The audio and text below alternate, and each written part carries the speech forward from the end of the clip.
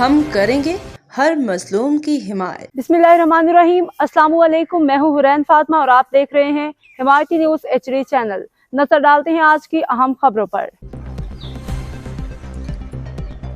सेना बिरादरी की 2 बच्चियों के अगवा और झूठे मुकदमा के खिलाफ एहतजाज रिपोर्ट फहीम अहमद आई।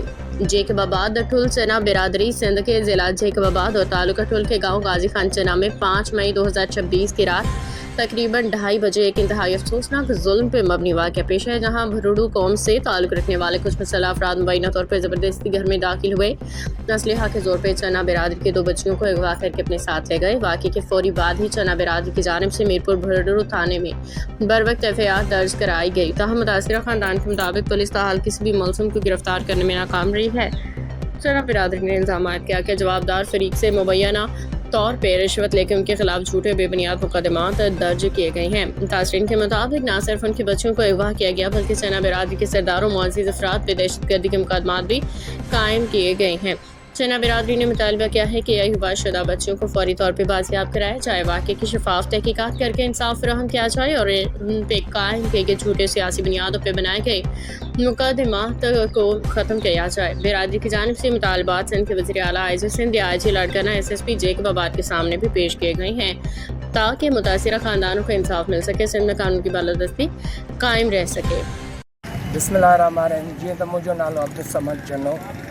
असां अॼु हिन जॻह ते पंहिंजे इंसाफ़ लाइ आया आहियूं त बुढ़ा क़ौम जा कुझु गुंडा राति जे वक़्तु हथियारनि जे ज़ोर ते असांजूं त मासूम नियाणियूं अगवा करे विया आहिनि।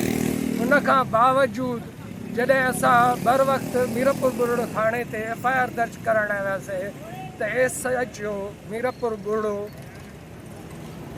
असांजी FIR दर्ज न पियो करे। जॾहिं असां एहतजाज कयोसीं तॾहिं वञी असांजी FIR दर्ज थी, पर FIR दर्ज करण जे बावजूद बि हिन महिल ताईं असांजो कोई जवाबदार गिरफ़्तार न आहे। तव्हांजो मुतालबा कहिड़ा आहिनि? असांजो मुतालबो या त फिलपुर असांजूं मासूम नियाणियूं बाज़ियाब करायूं वञनि ऐं जेके असांजे सरदारनि जे ख़िलाफ़ कूड़ा केस कया विया आहिनि ऐं असांजी बिरादरी जे मथां कूड़ा जेके आहिनि इल्ज़ाम लॻाया विया आहिनि उहे मनगढ़ंत ऐं बेबुनियाद आहिनि।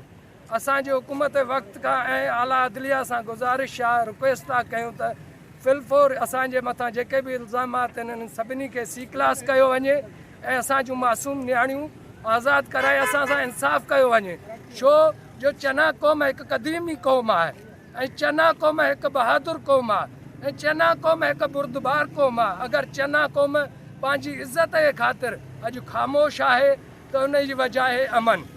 असां नथा चाहियूं त अमन ख़राब थिए।